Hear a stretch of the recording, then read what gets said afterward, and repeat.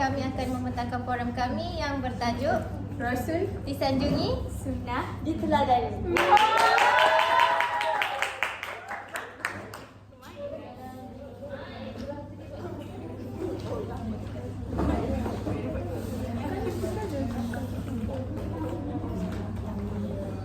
Melati kuntum tumbuh melata, sayang merbah di pohon cemara. Assalamualaikum mudahnya kata, saya sembah pembuka bicara. Bismillahirrahmanirrahim. Assalamualaikum dan salam sejahtera. Salam Malaysia Madani dan salam Melaka Maju Jaya. Saya ucapkan kepada para panel yang cantik lagi arif serta para hadirin yang saya hormati sekalian. Saya Aida Fatin binti Saleh selaku moderator anda semua pada hari ini. Pertama sekali, marilah kita memanjatkan kesyukuran di atas nikmat Allah yang masih memberikan kita nyawa serta kesempatan untuk sama-sama berkumpul pada hari ini bagi mengikuti forum Hal Ehwal Islam yang bertajuk Rasul disanjungi, Sunnah diteladani. Sebelum kita kupas dengan lebih lanjut berkenaan tajuk perbincangan kita pada hari ini, izinkan saya memperkenalkan para panel yang akan berkongsi ilmu dengan kita semua pada hari ini. Panel pertama kita di sebelah kiri saya, Cik Nurin Azura binti Muhammad Amran, lulusan Sarjana Muda Kemudian Pendidikan Islam dari Universiti Sains. Panel kedua kita, Cik Siti Hawa binti Luqman, lepasan Universiti Yarmouk dalam ijazah.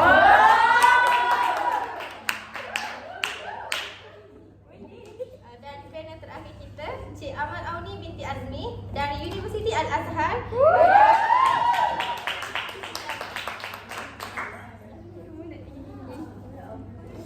Sidang hadirin yang dimuliakan, kembali kepada tajuk kita dalam surah Al-Anbiya ayat 107. Allah berfirman yang bermaksud, dan tiadalah kami mengutus kamu wahai Muhammad melainkan untuk menjadi rahmat bagi semesta alam. Rahmat bagi semesta alam, rahmatun lil alamin. Begitu besarnya asbab kewujudan turunnya Nabi Muhammad kepada kita sekalian makhluk. Sebelum kita selami dengan lebih dalam tentang Rasul tercinta kita, eloklah jika saya berkongsi terlebih dahulu tentang latar belakang sosok lelaki yang kita kagumi ini. Nama diberi Muhammad bin Abdullah bin Abdul Muttalib bin Hashim dan dilahirkan pada 12 Rabiul Awal tahun Gajah bersamaan dengan 570 Masihi di Mekah di rumah Abu Talib. Baginda merupakan Nabi terakhir, Khatamun Nabiyyin, penutup segala Nabi. Bapa baginda bernama Abdullah bin Abdul Muttalib dan bapa baginda meninggal dunia ketika baginda masih dalam kandungan.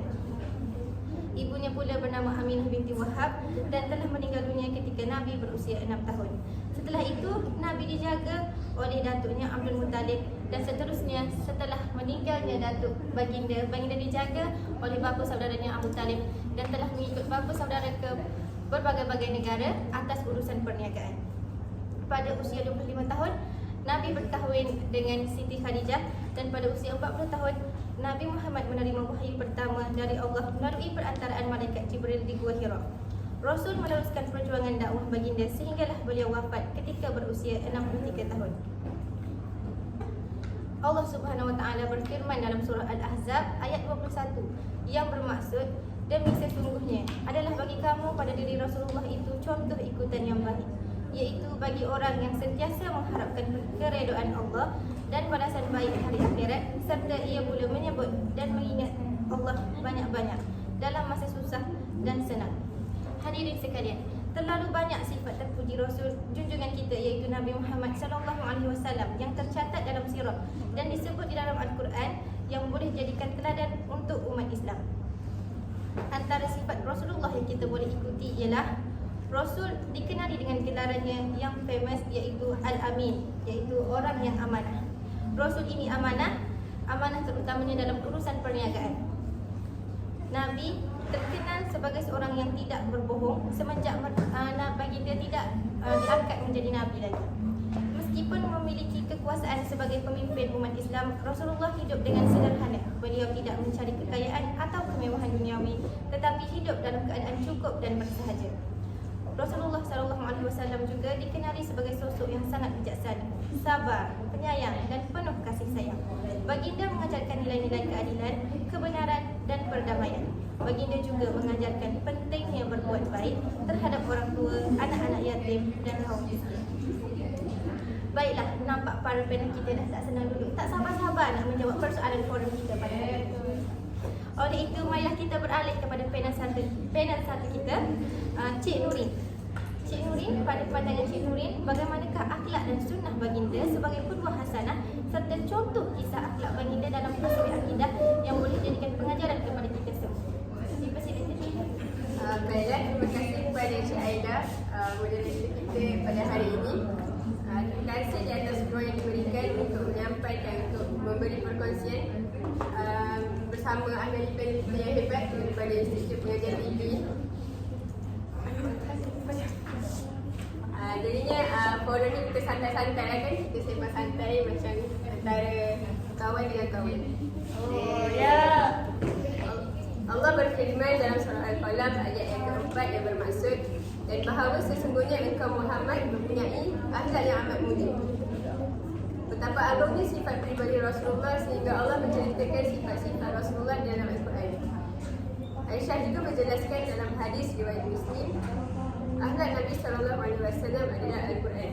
Ayat ini menjelaskan bahawa sifat-sifat Rasulullah merangkumi segala sifat-sifat mulia yang diceritakan di dalam Al-Quran.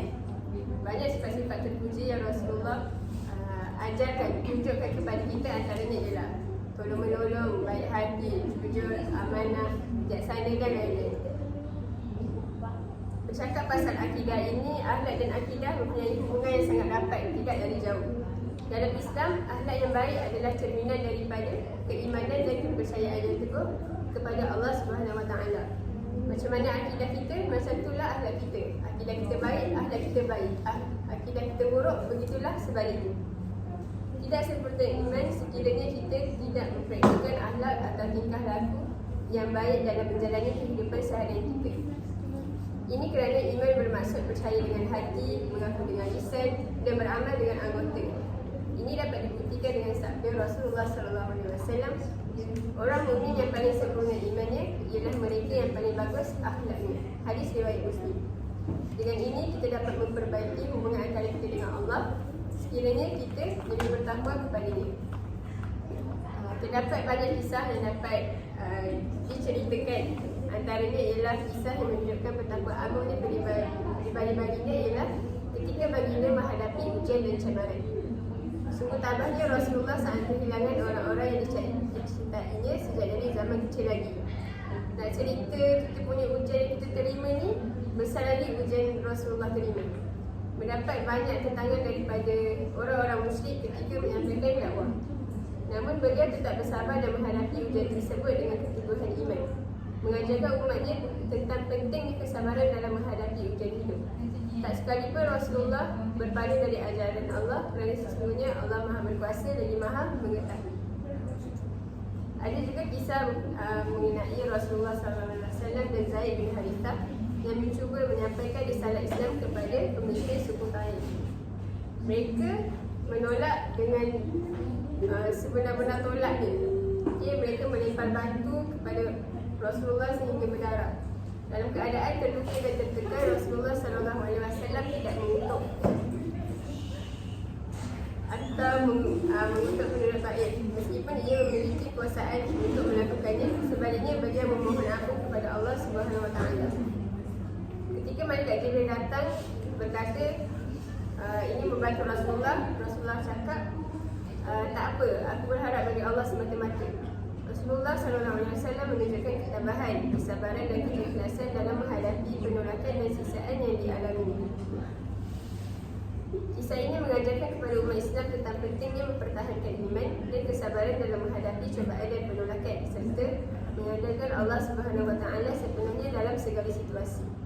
Rasulullah SAW adalah contoh utama dalam hal ini, mengajarkan kita untuk tetap teguh dalam keyakinan dan tawakal kepada Allah, bahkan di tengah-tengah kesulitan terbesar sekalipun. Berikut inilah kisah-kisah Rasulullah yang dapat ditunjukkan betapa teguhnya akidah Rasulullah SAW. Saya serahkan semula kepada moderator. Terima kasih Cik Nurin. Daripada apa yang diutarakan oleh panel pertama kita sebentar tadi, dapat dikatakan bahawa akidah dan akhlak itu saling berkait rapat. Oleh itu, kita perlulah menunjukkan akhlak yang baik kerana akhlak yang baik mencerminkan akidah yang baik dengan menjadikan akhlak Rasulullah sebagai contoh pedoman. Seterusnya, kita dah dengar bagaimana akhlak baginda, bagaimana kisah baginda, cabaran yang dilalui baginda untuk menegakkan, menyampaikan akidah yang betul kepada umat manusia. Seterusnya, marilah kita dengar panel kedua kita, Cik Hawa pula, bagaimana usaha dan cabaran yang Rasulullah hadapi dalam berdakwah dalam aspek akidah. Dipersilakan Cik Hawa. Terima kasih diucapkan kepada moderator kita yang tak kurang petah bicaranya. Sungguh hebat sekali moderator kita pada hari ini ya. Saya rasa tanpa kehadiran saudara Aida, mungkin forum kita pada kali ini tidak seindah dan seberkualiti ini. Bismillahirrahmanirrahim. Assalamualaikum warahmatullahi wabarakatuh. Terima kasih kerana telah memberi saya peluang untuk berkongsi serba sedikit mengenai tentang cabaran yang dihadapi dan usaha Rasulullah dalam urusan berdakwahnya baginda. Seperti yang kita ketahui, perjalanan berdakwah mempunyai banyak cabaran, halangan serta ujian. Jika lulus pada ujian tahap pertama, maka ujian yang kedua akan menyusul. Jika mampu dipertahankan, akan datang lagi ujian pada tahap-tahap yang lebih hebat. Akan tetapi, percayalah akan ada kemenangan serta kemanisan yang hadir di peringkat akhir.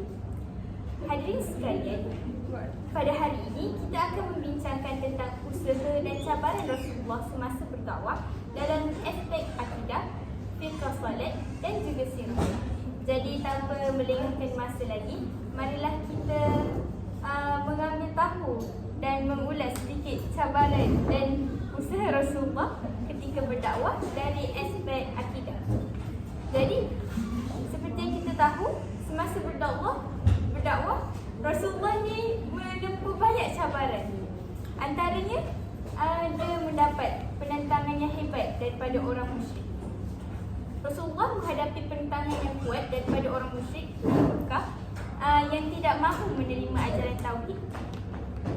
Mereka tidak yakin dengan keesaan Allah serta mereka ni yakin dengan penyembahan berhala, sebab orang musyrik Mekah ni dia mengikut ajaran nenek moyang mereka. Jadi mereka ni masih menyembah berhala. Namun begitu, Rasulullah mengambil inisiatif untuk membangunkan keyakinan tauhid mereka. Dengan Rasulullah ni dia berusaha keras dengan menyebarkan ajaran tauhid kepada masyarakat Arab yang telah lama terperangkap dan mempraktikkan penyembahan berhala. Rasulullah bukan sahaja membangunkan keyakinan tauhid mereka. Beliau juga mengajar bahawa hanya Allah sahaja yang layak disembah, dan beliau baginda juga menyeru untuk meninggalkan penyembahan kepada selain daripada Allah. Antara cabaran yang lain dihadapi oleh baginda, baginda menghadapi fitnah dan godaan yang sangat dahsyat. Rasulullah ni dia menghadapi fitnah dan godaan yang ditujukan untuk menggoyahkan dia punya keyakinan. Tetapi seperti kita tahu, iman Rasulullah ni sangat kuat dan iman dia ni tak pernah goyah. Selain itu, baginda juga berusaha untuk mengatasi fitnah tersebut dengan memberikan pemahaman yang benar tentang akidah Islam dan mengajarkan umatnya untuk tetap teguh dalam keyakinan mereka. Seterusnya, baginda juga menjaga kesucian akidah, sebab semasa zaman baginda, akidah kaum musyrik Mekah ni masih lagi tak kuat. Rasulullah juga menghadapi cabaran dalam menjaga kesucian akidah umat Islam. Jadi beliau ni berusaha untuk mencegah munculnya bid'ah. Apa itu bid'ah? Bid'ah itu adalah inovasi agama, iaitu sesuatu pembaharuan yang berlaku. Dan beliau juga mencegah daripada pemahaman yang salah tentang akidah. Seterusnya, yang terakhir, Rasulullah dengan tegasnya menegaskan prinsip-prinsip tauhid dan mengingatkan umat Islam untuk tetap berpegang teguh pada ajaran yang benar. Terima kasih panel kedua kita, Cik Hawa. Macam mana panel pertama kita cakap, pertamanya Rasulullah ini dilempar batu semasa berdakwah ni. Cik Hawa pun nak cakap Rasulullah ni ditentang oleh kaum musyrikin, difitnah dengan hebat dalam menyebarkan dakwah. kita beralih pula kepada panel ketiga kita. Soalan yang ingin saya ajukan kepada panel kita, Cik Amal. Pada pandangan Cik Amal, bagaimanakah kesediaan umat Islam dalam menempuhi cabaran dan isu akhlak semasa dalam aspek akidah pada masa ini? Okay, baiklah. Terima kasih kepada saudari moderator kita yang cantik bertudung merah pada hari ini. Sebelum saya memulakan forum saya dahulukan tag saya dengan Assalamualaikum warahmatullahi wabarakatuh. Okay, bila saya dengar hujah-hujah daripada para panel kita, saya jadi seram sejuk sebab hujah-hujah mereka ni sangat hebat tau. Hebat, saya pun seram. Tapi tak apalah, kita cuba sampaikan apa yang kita mampu. Jadi bila cakap tentang kesediaan umat Islam dalam menempuhi isu dan cabaran semasa dalam aspek akidah ni, kita dah sendiri berbalik pada diri kita. Adakah kita bersedia untuk menghadapi cabaran-cabaran yang timbul pada zaman kita? Sebab sekarang pun dah macam-macam isu dan macam-macam cabaran yang muncul dalam aspek akidah ni. Okay, jadi saya nak terangkan apa itu aspek akhlak dalam konteks akidah. Okay, akhlak dalam konteks akidah merujuk kepada tingkah laku, sikap dan tindakan individu yang berkaitan dengan keyakinan dan ketakwaan kepada Allah. Sebagai contoh, isu tawakal iaitu kebergantungan kepada Allah. Yang kita perasan pada zaman kini, masyarakat ini kurang dari segi aspek kebergantungan kepada Allah, aspek tawakal kepada Allah tu. Jadi bila mereka dah usaha, mereka tak tawakal kepada Allah. Sebaliknya mereka just macam lepas dah buat sesuatu tu, hasil usaha tu, mereka percaya yang semua benda ni akan mendapat hasil disebabkan usaha mereka sendiri. Jadi inilah isu yang kita sangat risau sebab kurangnya kebergantungan individu kepada Allah tu. Seterusnya, bila kita dah tawakal, kita perlu dah sabar dan redha kan dalam apa jua hasil akhirnya. Sekarang ni ramai masyarakat bila hasilnya tak keluar macam apa yang mereka harapkan, mereka menyalahkan takdir. Mereka tanya, kenapa Tuhan buat aku macam ni? Kenapa Tuhan tak bagi aku hasil yang aku macam aku nak? Kenapa Tuhan periksa aku macam ni? Kenapa aku fail? Mereka ni tak terima dengan takdir Allah yang Allah telah tetapkan kepada kita. Jadi sebenarnya kita tak bolehlah macam ni. Bila kita dapat satu hasil yang kurang memuaskan atau kita dilanda ujian atau cabaran, kita kena faham bahawa segala sesuatu yang terjadi itu adalah daripada hikmah Allah dan adalah daripada ketentuan Allah. Jadi kita kena sabar dan redha dengan segala ketentuan itu. Isu akhlak dalam aspek akidah sekarang ni juga sebenarnya ramai orang tak tahu apa itu akidah. Ramai orang tak betul-betul faham akidah itu apa. Sebab bila kita tanya dekat luar, bila kita tanya masyarakat luar, mereka apa itu akidah? Mereka tak boleh nak jawab. Mereka ragu-ragu nak jawab apa itu akidah. Disebabkan kurang kefahaman dan kurang pengetahuan tentang akidah inilah wujudnya banyak ajaran-ajaran menyeleweng. Seperti yang kita tahu, baru-baru ni negara kita dilanda dengan satu fahaman ajaran menyeleweng iaitu ajaran Sihab. Jadi kenapa ajaran-ajaran macam ni wujud? Sebabnya kurang pemahaman tentang akidah Islam tu dalam diri setiap individu. Jadi sebab itulah wujudnya golongan yang percaya Nabi Muhammad itu ialah Allah, Nabi Muhammad itu macam ni. Jadi sebab kurang pemahaman kita tentang akidah ni. Jadi pemahaman tentang akidah ni sangatlah penting bagi setiap umat Islam, setiap individu untuk membentuk akhlak yang benar dan akhlak yang baik. Itu sahaja. Terima kasih kerana kita jauh datang daripada Universiti Al-Azhar ni. Terima kasih atas pencerahannya. Telah habis perbincangan kita dalam bidang akidah. Seterusnya kita beralih pula kepada bidang fiqh solat. Okey. Bidang fiqh solat ini kita akan bincang sama juga dalam akhlak Rasulullah tu macam mana dalam fiqh solat, contoh-contoh kisah baginda berkenaan fiqh solat, usia dan cabaran baginda serta kesediaan umat Islam juga. Jadi soalan bagi fiqh solat ini pertama saya ingin ajukan kepada Cik Nurin. Cik Nurin, bagaimana akhlak Rasulullah sebagai tubuh hasanah dalam aspek fiqh akidah, serta bolehkah bagi contoh kisah akhlak Rasulullah sallallahu alaihi sebagai pengajaran kepada kita semua. Baiklah Cik Aida, kita mulakan dengan pengenalan sedikit lumrah kita sebagai seorang manusia. Kalau kita mencintai sesuatu, kalau kita menyayangi sesuatu tersebut, kita akan berusaha untuk mendapatkan dia dengan cara apa sekalipun. Kita akan berusaha dengan sebaik-baiknya untuk mendapatkan benda yang kita suka. Itulah yang dilakukan oleh Rasulullah SAW yang sentiasa menuruti apa yang diperintahkan oleh Allah untuk mendapatkan rahmat dan keredaan Allah. Rasulullah sangat bersungguh-sungguh dalam melaksanakan ibadat dan meninggalkan hal duniawi ketika beribadah kepada Allah. Saya kaitkan dengan satu kisah Rasulullah SAW ketika solat di Masjidil Haram di Mekah. Dalam satu riwayat, Abdullah bin Mas'ud, salah seorang sahabat Rasulullah, menceritakan beliau melihat Rasulullah sedang solat di Masjidil Haram dengan sangat khusyuk. Abdullah bin Mas'ud mengatakan bahawa saat Rasulullah SAW melakukan solat, beliau begitu khusyuk dan bersungguh-sungguh dalam beribadah. Matanya tampak berkaca-kaca, hatinya penuh dengan ketakutan kepada Allah, dan beliau melaksanakan solat dengan penuh khusyuk dan tunduk. Abdullah bin Mas'ud melanjutkan ceritanya dengan menggambarkan gerakan Rasulullah yang lembut dan penuh tunduk saat berdiri, sujud dan rukuk. Beliau tidak tergesa-gesa dalam setiap gerakan, melainkan beribadah dengan penuh kekhusyukan dan kesedaran akan kehadiran Allah SWT.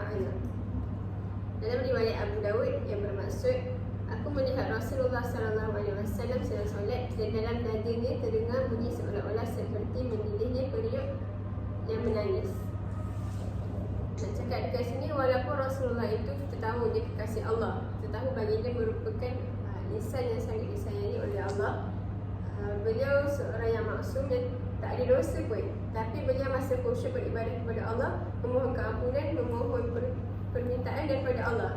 Yang kita ni yang banyak dosa, yang kita lah yang solat tu fikir macam-macam.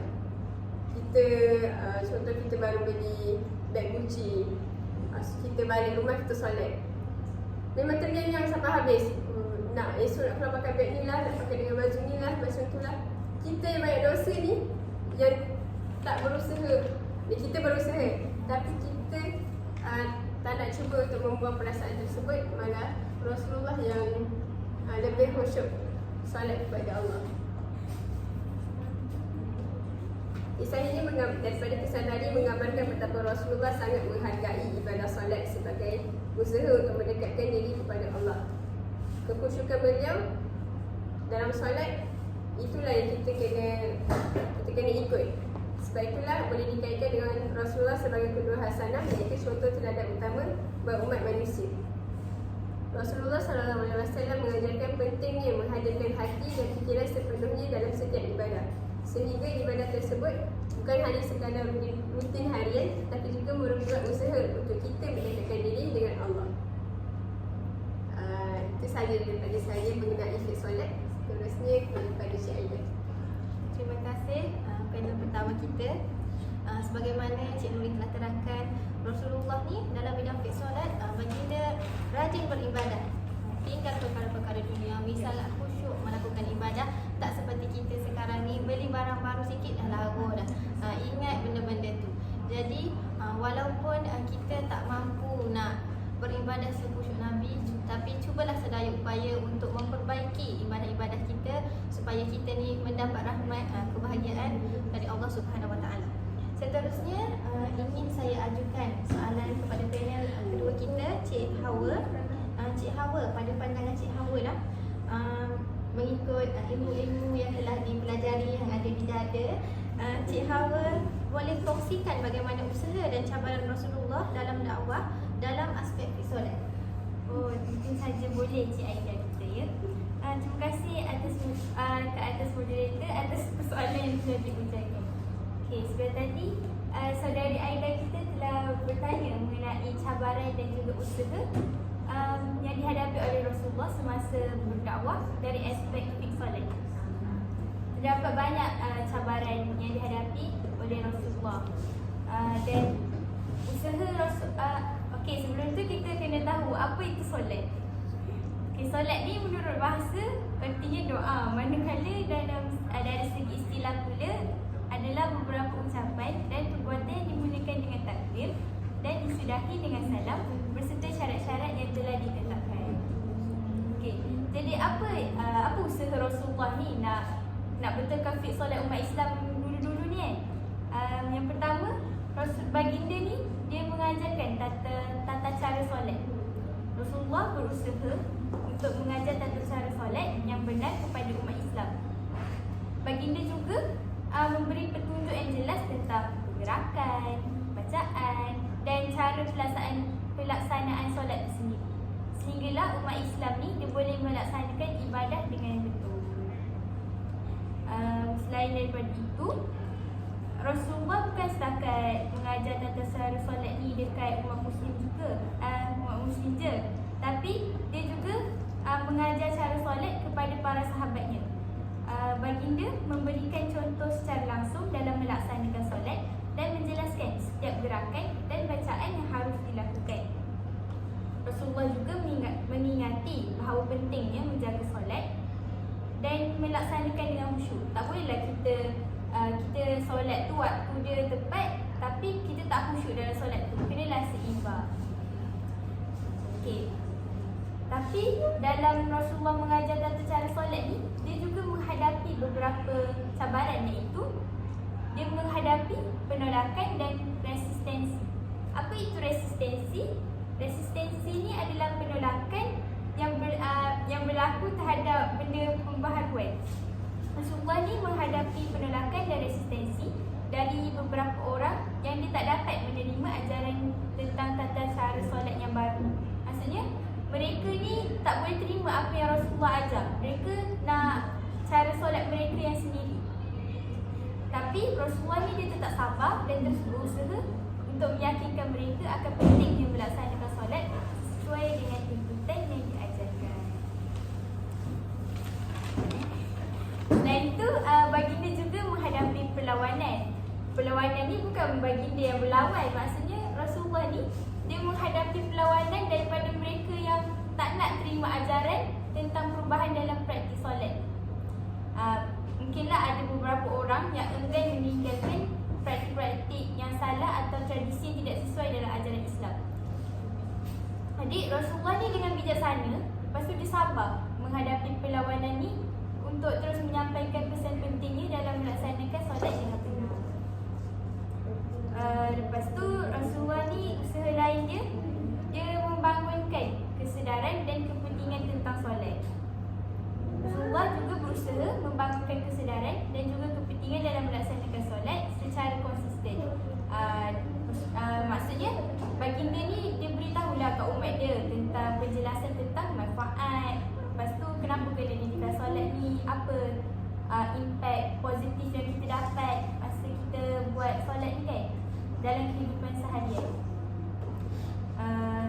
Yang tadi kita dah tengok usaha baginda dalam menunjukkan tata cara solat kan. Jadi usaha lain baginda, setelah baginda ni berhijrah ke Madinah, baginda ni membangunkan masjid sebagai pusat ibadah dan tempat untuk melaksanakan solat secara berjemaah. Jadi beliau ni mengajarkan tata cara solat ni dekat orang Muslim dan juga diorang ni baginda mengorganisasikan jadual solat berjemaah. Jadinya Rasulullah menghadapi berbagai cabaran dan usaha dalam aspek solat semasa berdakwah. Tapi beliau ni tidak hanya mengajarkan tata cara solat, tapi juga menghadapi penolakan, perlawanan dan perubahan dalam solat. Rasulullah tak sabar, gigih dan berusaha untuk menyebarkan ajaran solat kepada umat Muslim. Terima kasih Cik Hawa. Sebagaimana Cik Hawa terangkan, dalam usaha Nabi mengajarkan fiqh solat ni, Nabi menerangkan tata cara solat, bagi tahu bagaimana nak mendirikan solat tu, rukun qauli, rukun fi'li semualah. Lepas tu kenapa kita ni kena dirikan solat? Kerana solat ni banyak manfaatnya. Tapi walau bagaimanapun dalam usaha Nabi tu ada tentangan-tentangan yang Nabi hadapi. Seterusnya ingin saya utarakan soalan kepada panel ketiga kita, Cik Ahmad Auni. Cik Ahmad, bagaimanakah kesediaan umat Islam dalam menempuhi cabaran akhlak semasa dalam aspek fiqh solat? Boleh Cik Amal terangkan secara sedikit? Baiklah, terima kasih Cik Aida. Kalau kita cakap pasal aspek isu akhlak dalam aspek fiqh solat ni kan, bila kita berbicara tentang fiqh solat ni, yang kita tahu ialah solat lah kan. Solat tu adalah ibadah kita. Solat ni adalah perkara pertama. Dan kalau yang nak lagi dia, solat ni adalah tiang agama bagi setiap individu Muslim kan.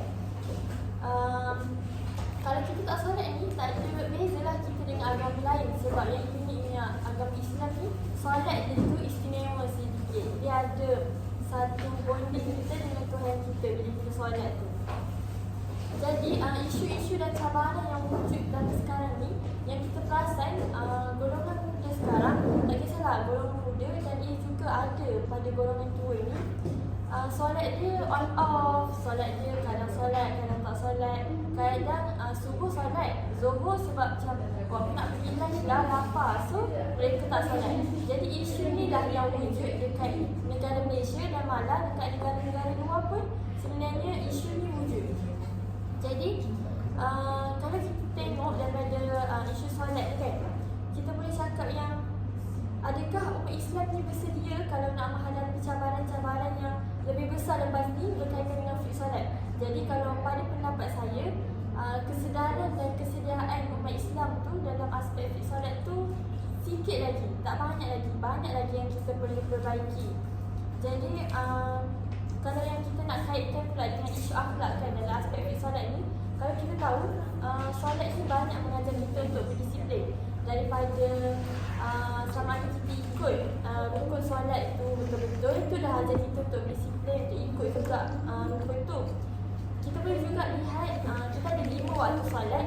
Disiplin tu juga boleh kita lihat daripada segi bila kita tunaikan solat tu. Adakah di awal waktu ataupun seminit sebelum nak masuk waktu lain baru kita nak solat. Contoh solat zuhur kan, pukul 3 baru kita nak solat. Jadi kat situ tu kita dah boleh tengok akhlak umat Islam ni dalam aspek fiqh solat ni macam mana. Berdisiplin ke tak berdisiplin. Lepas tu ada juga isu yang mengatakan bahawa macam alah tak apalah, baru 15 tahun tak payah solat lagi, solat sikit-sikit pun tak apa, masih panjang lagi perjalanan kita. Jadi kita semua tak boleh macam tu. Sebab adakah kita tahu bila kita akan mati? Adakah kita tahu bila hayat kita ni akan berakhir? Jadi disebabkan itulah, selagi kita boleh mengumpul pahala, mengumpul ganjaran untuk kita masuk ke syurga, selagi itulah kita perlu berusaha untuk melakukan ibadah. Seperti firman Allah dalam Al-Quran surah Taha ayat 132, dan perintahkanlah keluargamu serta umatmu mengerjakan sembahyang, dan hendaklah engkau tekun bersabar menunaikannya. Kami tidak meminta rezeki kepadamu, bahkan kamilah yang membawa rezeki kepadamu. Dan ingatlah, kesudahan yang baik adalah bagi orang-orang yang bertakwa. Jadi kat sini kita dapat simpulkan bahawa keutamaan, kunci utama solat tu adalah untuk kebahagiaan di dunia dan juga di akhirat. Jadi kita tak nak ke mendapat bahagia di dunia dan juga di akhirat?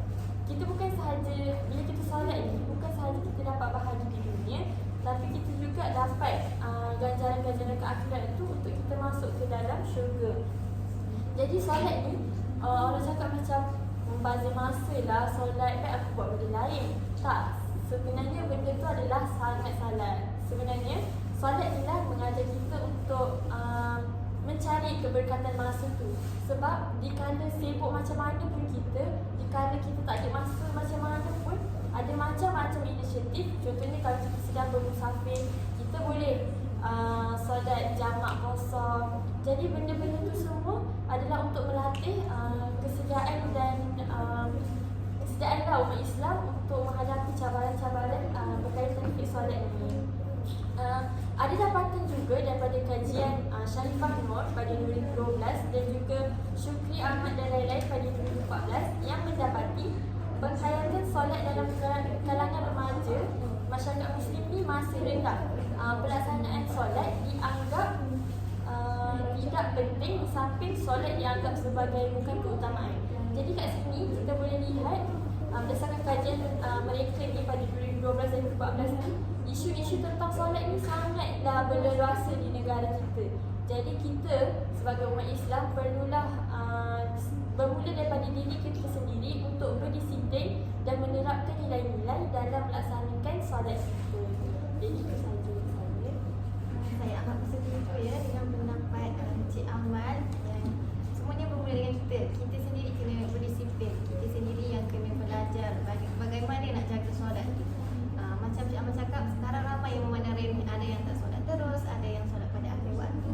Jadi janganlah begitu ya, sebab solat itu adalah tiang agama, perkara wajib ke atas setiap umat Islam. Jadi kita kena belajar untuk solat di awal waktu, untuk tunaikan suruhan Allah SWT ini. Seterusnya kita akan beralih ke bidang sirah, iaitu bidang terakhir yang kita akan bincangkan pada hari ini.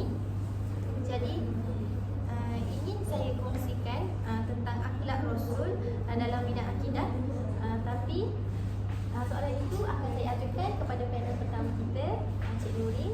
Jadi mohon Cik Nurin terangkan bagaimana akhlak Rasul, sunnah baginda sebagai penuh hasanah dalam bidang sirah, dan kalau boleh kongsikan juga kisah akhlak Rasulullah dalam bidang sirah. Baiklah, cuba dari sebagai seorang umat Islam, kita seharusnya mempelajari dan menjalani sirah Rasulullah sallallahu alaihi wasallam. Hal ini kerana kita dapat memperolehi banyak pengajaran dan banyak hikmah sekaligus menambahkan rasa cinta yang mendalam terhadap Rasulullah sallallahu alaihi wasallam. Berdasarkan hadis yang diriwayatkan oleh Anas bin Malik, Rasulullah sallallahu alaihi wasallam bersabda, yang bermaksud tidak sempurna iman seseorang sehinggalah aku menjadi orang yang paling disayanginya melebihi ahli keluarganya sendiri dan hartanya dan manusia keseluruhannya. Hadis riwayat Muslim. Antara sifat terpuji Rasulullah yang kita tahu ialah Rasulullah sangat bersifat adil, tidak kira kaum, bangsa, warna kulit dan lain-lain. Hak-hak yang sama akan diberikan kepada semua orang tanpa tidak berlaku sebarang penentangan dan secara adil. Okey, boleh saya kongsikan satu kisah mengenai Rasulullah sallallahu alaihi wasallam. Rasulullah sallallahu alaihi wasallam ni baginda tentu kita rasa dah azali semakin dekat. Jadi dia Rasulullah kumpulkan semua. Rasulullah cakap kepada sahabat-sahabat, wahai sahabat-sahabatku semua, aku ingin bertanya, apakah telah aku sampaikan semua kepadamu bahawa sesungguhnya Allah SWT adalah Tuhan yang layak disembah? Semua sahabat jawab, benar wahai Rasulullah, engkau telah sampaikan kepada kami bahawa sesungguhnya Allah adalah Tuhan yang layak disembah. Selepas itu Rasulullah juga bertanya, sesungguhnya aku akan pergi bertemu Allah, dan sebelum aku pergi aku ingin menyelesaikan segala urusan dengan manusia. Rasulullah pun bertanya, ada tak siapa-siapa yang aku berhutang dengan kamu? Kalau ada, cakap. Sebab Rasulullah tak nak bila bertemu dengan Allah nanti dalam keadaan berhutang dengan manusia. Jadi ketika itu sahabat pun diam dalam hati masing-masing, macam takkanlah Rasulullah nak berhutang dengan kita, sepatutnya kita lah yang banyak berhutang dengan Rasulullah. Tiba-tiba bangun seorang lelaki yang bernama Akasha. Akasha berkata, ya Rasulullah, aku ingin sampaikan masalah ini. Seandainya dia agak hutang, maka engkau kena selesaikan. Seandainya bukan hutang, maka engkau tidak perlu berbuat apa-apa. Akasha ni pun bercerita, aku ingat ketika perang Uhud, tongkat Rasulullah telah mengenaiku dan bukannya kena kepada kuda yang kau tunggangi. Mendengar yang demikian, Rasulullah SAW berkata, sesungguhnya ini adalah hutang wahai Akasha. Kalau dulu aku pukul engkau, maka hari ini aku akan terima hal yang sama. Dengan suara yang agak tinggi, Akasha berkata, kalau begitu aku ingin segera melakukannya wahai Rasulullah. Akasha seakan-akan tidak merasa bersalah. Semua sahabat pun memandang Akasha ni dengan marah lah kan. Akasha ni tak berperasaan ke? Kenapa? Dan itu kan Rasulullah sakit, takkan dia nak pukul Rasulullah. Tiba-tiba Abu Bakar pun menghalanglah. Wahai Akasha, kalau kamu hendak memukul, pukullah aku. Aku orang yang pertama beriman dengan apa yang Rasulullah sampaikan. Akulah temannya di kala suka dan duka. Kalau engkau ingin memukul Rasulullah, maka pukullah aku. Lalu Rasulullah jawab, duduk wahai Abu Bakar, ini antara aku dengan Akasha. Akasha pun pergilah ke hadapan. Sebelum itu Rasulullah suruh Bilal pergi ambil tongkat yang dia bawa masa perang Uhud hari itu, ambil dekat rumah Fatimah. Lepas dah dapat, Akasha pun pergilah dekat di hadapan Rasulullah. Akasha cakap, semasa kau memukul itu aku tidak memakai baju. Maka Rasulullah pun dengan perlahan-lahan membuka bajunya.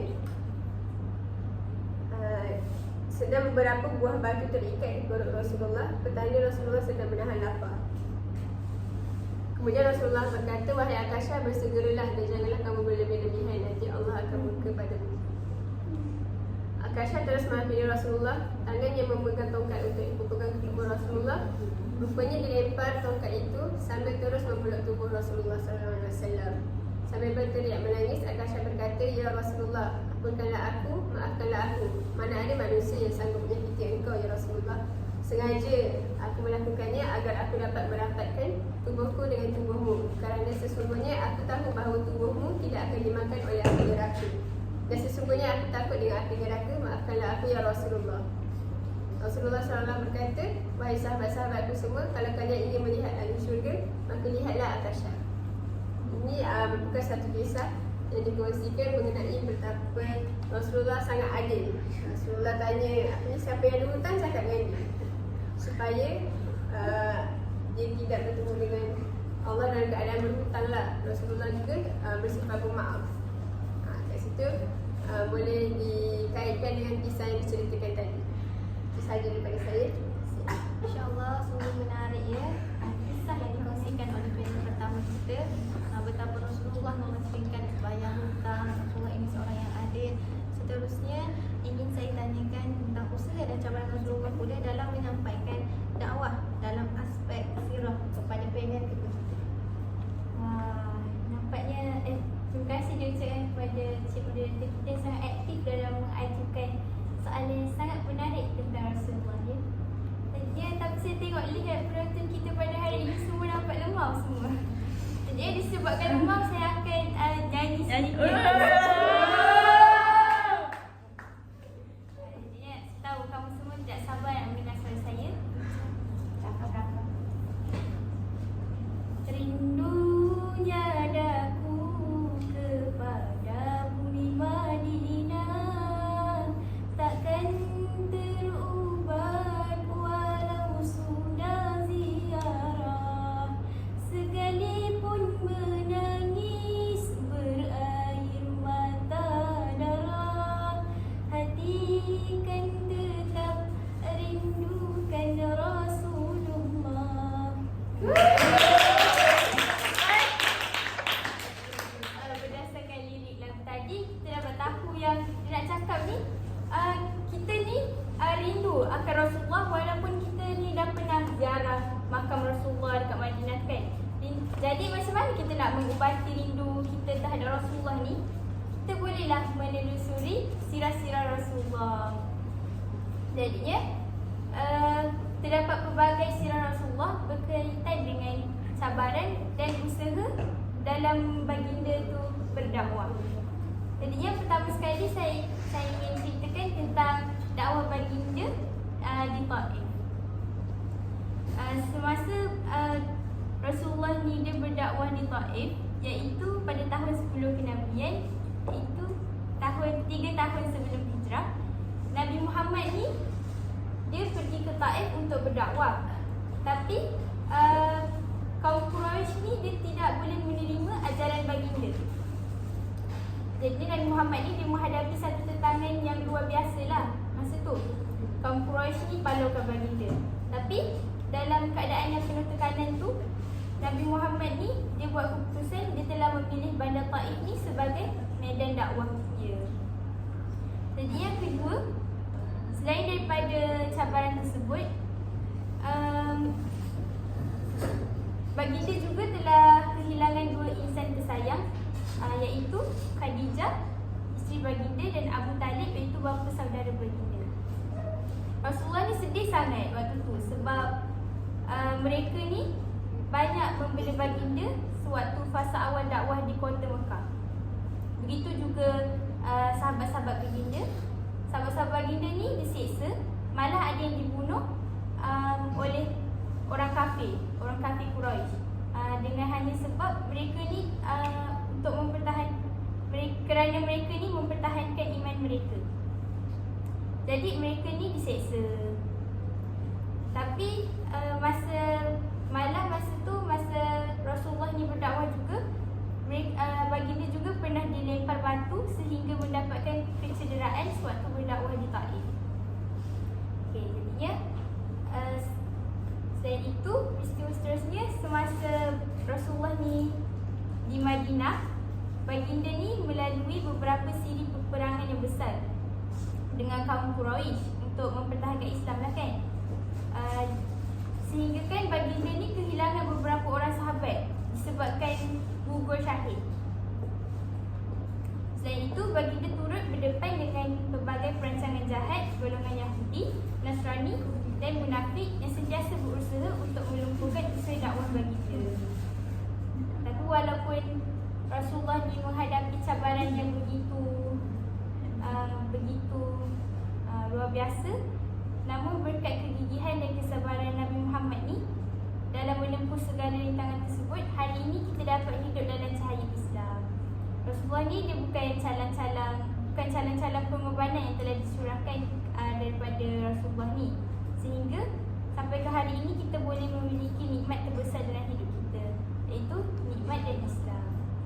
Jadinya sewajarnya kita ni sebagai umat Islam, kita kenalah bersyukur dan harus meneruskan dakwah Rasulullah dan memperjuangkan baginda dalam menyebarkan mesej Islam ke setiap penjuru alam.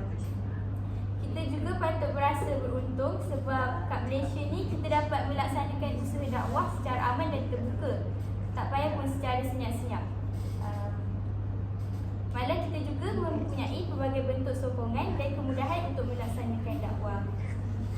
Maka marilah kita memanfaatkan kelebihan yang ada di Malaysia dengan menggerakkan usaha dakwah yang lebih giat dan berhikmah serta mempunyai perancangan yang berkesan, insya-Allah. Masya Allah, sangat merdu suara kedua kita dan nyanyian saya sedapnya. Terima kasih atas perkongsian tentang usaha dan cabaran kita dapat ketahui dalam menyebarkan dakwah dalam aspek sirah ni. Kita tahu Nabi tengok para sahabat diseksa hanya kerana mempertahankan iman, hanya kerana mempertahankan akidah. Harapnya kita juga mampu mempertahankan akidah kita pada zaman ini, walaupun banyak unsur-unsur luar yang cuba menggoyahkan kita punya iman. Seterusnya, marilah kita sama-sama mengetahui apakah kesediaan umat Islam dalam menempuri cabaran dan isu akhlak semasa dalam bidang sirah ini. Mohon panel ketiga kita kupas sedikit pasal. Macam apa yang Cik Moderator kita cakap, kupas sedikit, jadi saya akan kupas sedikit lah tentang aspek akhir, iaitu isu akhlak dalam sirah ni kan. Jadi bila kita pergi kat luar sana, bila kita tanya golongan muda, bila kita berbicara tentang sirah Nabi lah kan, kita tanya, okay, bagi tahu sedikit apa tu sirah Nabi, sirah sahabat. Jawapan yang kita dapat ialah saya bukan sekolah agama, saya tak sekolah agama. Jadi pandangan yang begini, jawapan yang begini sebenarnya kita boleh dapat daripada ramai golongan muda sekarang, sebab mereka berpandangan bahawa untuk faham sirah Nabi, untuk faham pengorbanan Nabi ni hanyalah melalui sekolah agama sahaja. Jadi benda ni amatlah membimbangkan, sebab bila kita tanya tentang sirah Nabi, siapa nama Nabi, bila Nabi lahir, bila Nabi meninggal, golongan muda tak tahu sebab dengan alasannya saya tak sekolah agama. Jadi benda ni amat membimbangkan lah. Dan kenapa saya cakap membimbangkan, sebab bila kita tahu sirah-sirah Nabi, bila kita tahu sirah-sirah sahabat, banyak akhlak dan nilai-nilai yang kita boleh dapat dan boleh kita terapkan dalam kehidupan berdasarkan kisah-kisah mereka ni. Jadi bila mereka tak tahu sirah Nabi, mereka tak tahu pengorbanan Nabi, mereka tak nilai macam mana akhlak Nabi ni, jadi akhlak mereka pun agak kurang memuaskan lah. Macam contoh, sebagai contoh, Nabi ni sangat menerapkan keakraban di antara keluarga. Jadi bila dengan family kita bercakap dengan sopan, bila dengan kawan-kawan kita bercakap dengan sopan. Jadi bila mereka tak mendalami sirah-sirah Nabi ni, mereka cakaplah kasar dengan ibu bapa, mereka cakap kasar dengan kawan-kawan. Jadi disebabkan mereka kurang pendalaman dan pemahaman tentang sirah ni, akhlak mereka pun jadi kurang. Jadi benda ni amatlah membimbangkan sebenarnya. Golongan muda ni sebenarnya boleh jadikan sirah-sirah Nabi, boleh jadikan akhlak-akhlak Nabi yang dah belajar tu sebagai panduan hidup lah. Macam mana kita tengok daripada pagi, Nabi bangun untuk solat malam, Nabi bersuci, Nabi keluar pergi solat berjemaah. Jadi bila kita tengok, bila kita tahu tentang kehidupan seharian Nabi, sirah Nabi, kita boleh terapkan dalam kehidupan kita, dan daripada situlah kita ni dapat membentuk seorang Muslim yang berjati diri dan berakhlak yang baik. Jadi bagi saya, kalau kita tengok isu dan cabaran yang pada zaman sekarang ni, saya boleh cakap yang kesediaan umat Islam dalam menghadapi cabaran-cabaran ni sangatlah sedikit, dan bagi saya umat Islam sekarang kurang bersedia untuk menghadapi banyak lagi cabaran dan isu-isu akhlak pada masa hadapan. Jadi kita ni sebagai umat Islam perlulah bermula daripada diri saya sendiri, bermula daripada diri sendiri untuk menerapkan akhlak-akhlak yang mulia yang boleh dikutip daripada sirah, fiqh salat dan akhlak akidah Nabi ni dalam kehidupan seharian, supaya kita boleh membentuk satu masyarakat yang baik. Jadi sahajalah daripada saya. Terima kasih. Betul, bukan bermakna kita bukan dari sekolah agama kita tak perlu belajar sirah Nabi. Dengan bukan sekolah agama tu tak apa, kita tak ada pengetahuan tentang sirah Nabi. Sekarang ni banyak platform untuk kita belajar, mendalami. Cari dekat Google, mantapkan kita punya akhlak tu, kita punya akidah tu. Sidang hadirin yang dihormati, tanpa sedar masa semakin mencemburui kita, tanpa disedari kita telah sampai di akhir forum kita pada hari ini. Dengan ini dapat disimpulkan bahawa Rasulullah SAW diutuskan untuk menyampaikan risalah Islam. Kedatangan Islam yang dibawa oleh Rasulullah telah menjadi penyuluh panduan hidup kepada seluruh umat Islam. Sekiranya manusia mengikuti semua panduan ini dan berpegang teguh kepada syariat yang dibawa oleh baginda, nescaya akan memperoleh al-falah, memperoleh kejayaan di dunia dan insya-Allah di akhirat kelak. Rasulullah juga menjadi ikutan terbaik dan tiada tolok bandingnya. Jadi tidak perlulah kita sebagai umat Islam ni mencari idola lain, mencari artis-artis ke public figure untuk dijadikan idola. Rasulullah itu adalah contoh terbaik, jadi ikutlah baginda.